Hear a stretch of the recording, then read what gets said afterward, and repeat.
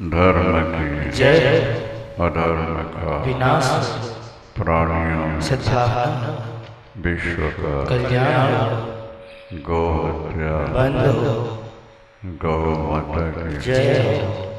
ब्रह्मलीन धर्म सम्राट स्वामी श्री कृपाचार्य जी महाराज। जय हो। हर हर महादेव। बांके बिहारी लाल की जय। सद्गुरुदेव भगवान की जय। प्रकृति और परमात्मा ये दोनों अनादि, परमात्मा अनादि और अनंत है और प्रकृति अनादि और शांत है। जब तक प्रकृति के रहस्यों को आप नहीं समझ पाए तब तक प्रकृति के गुण आपका पीछा नहीं छोड़ता।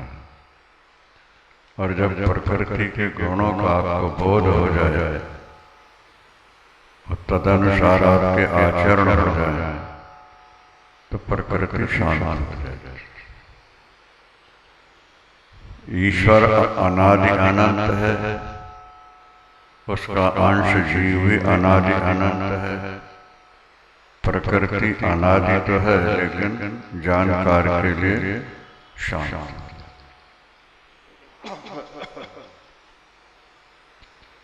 उदाहरण के तौर पर मार्ग में रस्सी पड़ी, अंधकार है, थोड़ा सर्प के रूप में भास गई।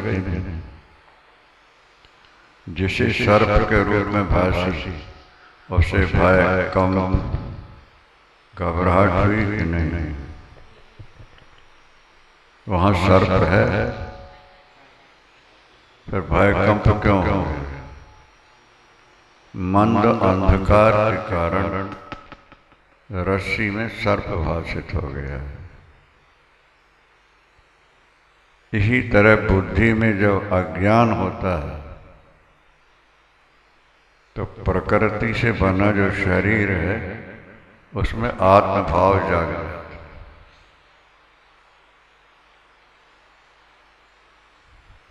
और जैसे जैसे बुद्धि निर्मल होती जाती है, प्रकाश बढ़ता जाता है,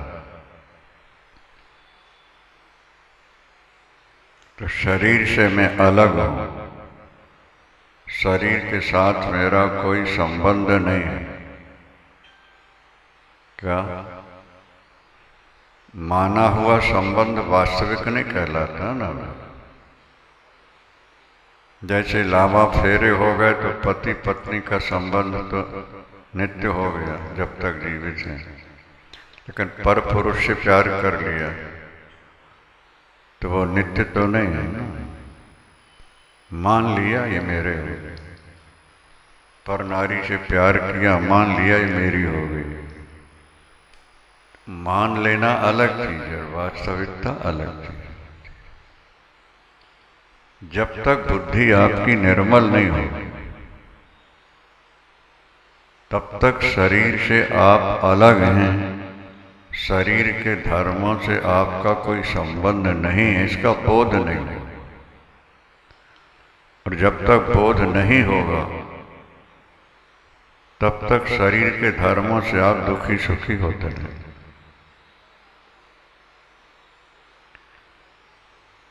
जैसा हमने कहा कि मंद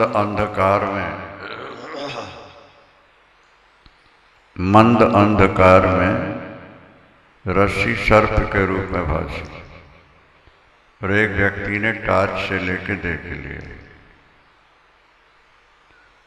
तो सर्प बुद्धि गायब हो गई कि नहीं? अब वो आगे जाके बैठ गया है, उसको देख रहा है, फिर भी उसको सर्प के रूप में भाषित हो रही है, पर वो समझ बैठा है कि इसमें सर्प नहीं है, रस्सी। क्या बोध हो गया ना एक बार प्रकाश होना। इसी तरह जब आपके जीवन में सत्व गुण का प्रकाश होगा तो प्रकाश जड़ चेतन को अलग अलग दिखा देता है। जड़ और चेतन को अलग अलग दिखा देना ये निर्मल प्रकाश का ही लक्षण होता है। और तत्व सत्वम निर्मलत्वात् प्रकाशकम अनामय, सत्व गुण जो है वो प्रकाश में है। आत्मा के परमात्मा के तीन विशेषण हैं, सत, चित और आनंद। तो सत का मतलब है जिसका कभी अभाव ना हो, जो पहले था, आज है, आगे रहेगा, वो सत कहलाता है। चित का अर्थ होता है ज्ञान, प्रकाश, चेतन। हाँ, और आगे आनंद, आनंद है ये। तो चित्त जो है वो आपकी बुद्धि उसी का अंश है। अब पाप के कारण अगर बुद्धि में मलिनता आ गई है तो प्रकाश कम हो जाएगा। प्रकाश कम होगा तो असत सत के रूप में और सत असत के रूप में भाषण लगेगा। क्या महाभारत में एक प्रसंग आता है, द्रौपदी से पूछा गया कि स्त्री एक पति को नहीं संभाल पाती, रोज लड़ाई झगड़े होते रहते हैं, तुम्हारे 5 हैं और कभी लड़ाई झगड़ा नहीं सुना हमने आज तक। क्या कहा? तो द्रौपदी ने उत्तर दिया कि जो कार्य जैसा है मुझे स्पष्ट भाषा से, जिस कार्य के करने से दुख होगा वो भी भाषित होता है, और जिसके न करने से हानि होगी वो भी दिखता है। तो मैं अपनी बुद्धि के द्वारा जो कार्य जिस समय करना हो कर लेती हूँ। पति अगर थोड़ा कड़वा भी बोल दे तो जवाब नहीं देना। उसी घर में ज्यादा लड़ाइयाँ होती हैं जहाँ श्रीमती जी श्रीमान का कोई शब्द सहन नहीं करता, और ये दोष बुद्धि का है। क्या स्त्री और पुरुष का समानाधिकार नहीं है? आज सरकार ने कानून बना दिया समानाधिकार का, से नहीं है। जैसे गुरु और शिष्य का समानाधिकार रूप नहीं है। क्या भाई? पिता और पुत्र का समान रूप नहीं है। पिता को अधिकार है पुत्र को डांट सकता है, पर पुत्र को अधिकार नहीं है कि वो पिता को डांटे। शिष्य का गुरु को अधिकार प्राप्त है, शिष्य की कोई गलती है तो उसको डांट सकता है। इसी तरह पति को भी अधिकार शास्त्र ने दिया है कि पत्नी से अगर कोई गलती होती है और पति डांटता है तो जैसे योग्य शिष्य जवाब नहीं देता, योग्य पुत्र और पिता से लड़ाई नहीं करता, इसी तरह योग्य पत्नी पति से लड़ाई नहीं करती। पर अगर बुद्धि कमजोर है, मलिन है, तो मुझे ऐसा क्यों कहा, नहीं, लड़ाई शुरू हो जाती। लड़ाई में जो कारण होते हैं बहुत थोड़े छोटे होते हैं, लड़ाई बड़ी हो जाती है। ये बुद्धि की दुर्बलता है, और दुर्बलता इसलिए है कि या तो आपके अंदर रजोगुण ज्यादा है या तमोगुण ज्यादा है। यदि सत्व गुण है, पति ने कुछ कहा या डांट भी दिया, चुप हो जाओ, और जब पति प्रसन्न बैठे हो तो फिर उस बात को दोहरा दे कि ऐसा नहीं, ऐसा, ऐसा नहीं, ऐसा। लड़ाई नहीं हुई। ये बात तो पहले भी आप कई बार सुन चुके हैं, क्योंकि अब ये बहुत लोग सुनने वाले हैं इसलिए दोहराना पड़ता है। एक महिला पड़ोसन के पास गई, बहन हमारे घर नित्य लड़ाई होती है, पर तुम्हारे यहाँ की कभी आवाज़ हमें सुनाई नहीं पड़ी कि तुम्हारे पति पत्नी में लड़ाई हो रही है। क्या मंत्र जंत्र है, तुमने ऐसा क्या किया है कि पति सर्वथा तुम्हारे अधीन हो रहे हैं? उसने कहा, हाँ मेरे पास एक मंत्र तो है, एक जड़ी है मेरे पास, उससे मैंने पति को बस में कर रखा। तो बहन हमको भी दे दो। एक बॉटल में उसने लाके दे दी। जब पति कुछ बोले, इससे थोड़ा सा लेके मुंह में रख लेना, ना उगलना है और ना निगलना है।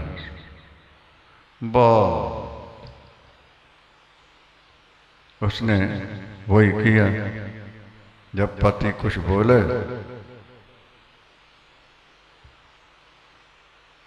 और जब बॉटल खत्म हो गई, दोबारा गई, बहने तो बहुत बढ़िया जड़ी है, दूसरी दे दे। तो उसने कहा कि देख, ये शुद्ध पानी दिया तेरे, इसमें कोई जड़ी नहीं, कोई मंत्र जंत्र नहीं। एक बोले और दूसरा चुप रह जाए। बात समझ में आ रही है? नहीं, लड़ाई नहीं हुई। एक ने 2 बात कही और दूसरे ने 4 सुनाई, तो 2 की 4, 4 की 8, 8 की 16 पढ़ते चलते। तो संसार में जितनी समस्याएं हैं, ये बुद्धि की कमजोरी के कारण होती है। दुख उतना हमको कष्ट नहीं देता है जितना बुद्धि की कमजोरी हमको कष्ट देती है। राम जी पर दुख आया कि नहीं? रात में राज्याभिषेक का समाचार मिलता है, प्रातःकाल राज्याभिषेक की तैयारी हो रही है, और कैकेयी अम्बा ने राघमूर्ति को बुलवाया और कहा तुम्हें 14 वर्ष के लिए नंगे पैर साधु वेश में बन जाना। लड़ाई हो सकती थी कि नहीं हो सकती? बोलो भाई, तुम कौन होती हो मुझको भेजने वाले? जनमत संग्रह करा लो, वोटिंग करा लो, सारी वोटें राम के पक्ष में आती, कलह बढ़ जाता कि नहीं? राम तो मुस्कुरा रहे थे सुन। जब कैकेयी कह रही है कि तापस वेश विशेष उदासी, विशेष उदासी, तापस वेश विशेष उदासी, तापस वेश विशेष उदासी, 14 वर्ष राम वनवासी, 14 वर्ष राम वनवासी।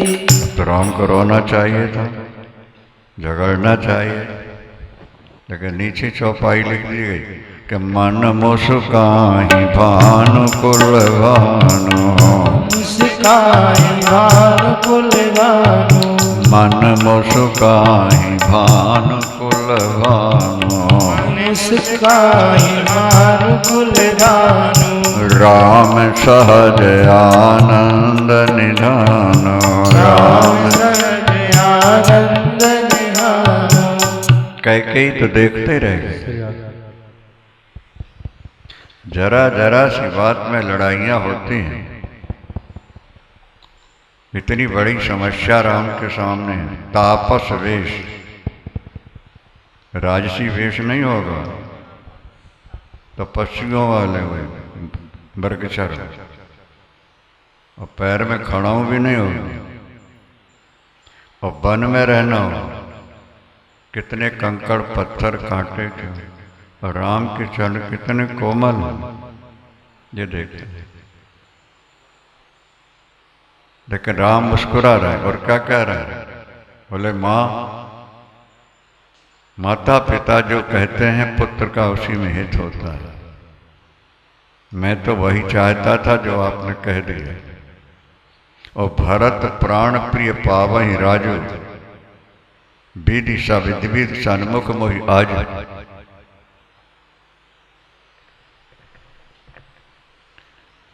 भरत प्राण प्रिय पावै राजू, मेरे प्राण प्रिय भरत राजा बने।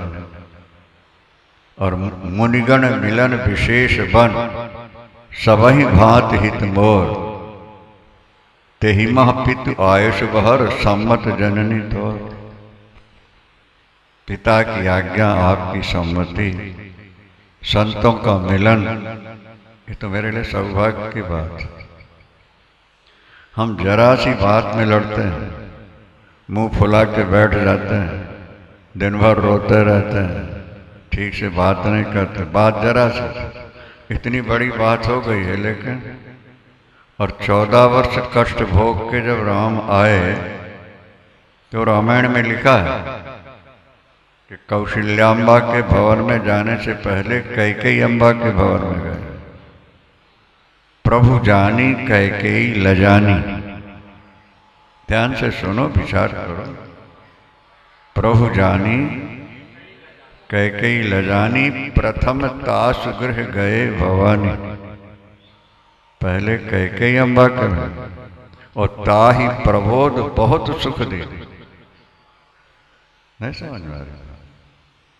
और रोई है कैकेयी कि जब से मैंने आपके लिए वनवास मांगा, भरत ने आज तक 14 वर्षों से बात नहीं की। एक बार वो मुझे क्षमा कर दे, मुझे माँ कह दे। कर भगवान ने बुलाया, समझा। बुद्धि निर्मल हो, अब समस्याएं समाप्त। लेकिन बुद्धि निर्मल कैसे हो? बोले अब शुभ कर्म करोगे तो बुद्धि निर्मल होगी, सतोगुण आएगा, प्रकाश होगा।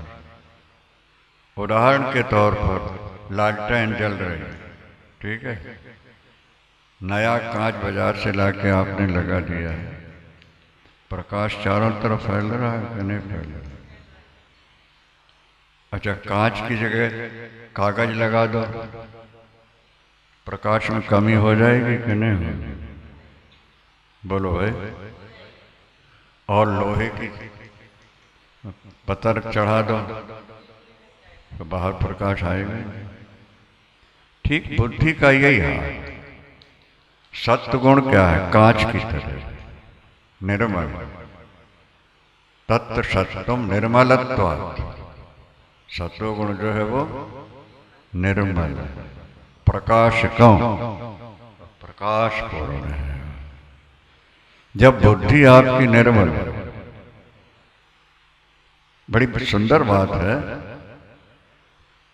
हमारा इनका स्वभाव मेल नहीं खाता। ये अनावश्यक हमको डांटना शुरू कर देते हैं, अनावश्यक क्रोध। अगर बुद्धि निर्मल हो तो विषमता में भी गुजारा हो सकता है, और बुद्धि निर्मल नहीं है तो समता में भी लड़ाई झगड़े होते रहते।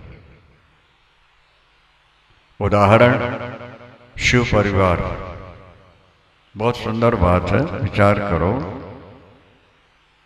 शिव परिवार में जितने हैं एक दूसरे के अपोजिट हैं।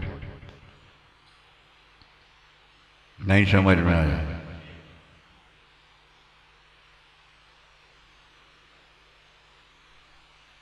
गणेश का वाहन चूहा है और शंकर के गले में सांप है।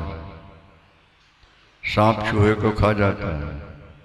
अच्छा, तो भगवान शंकर के गले का सांप चूहे को खाता नहीं है, ठीक है।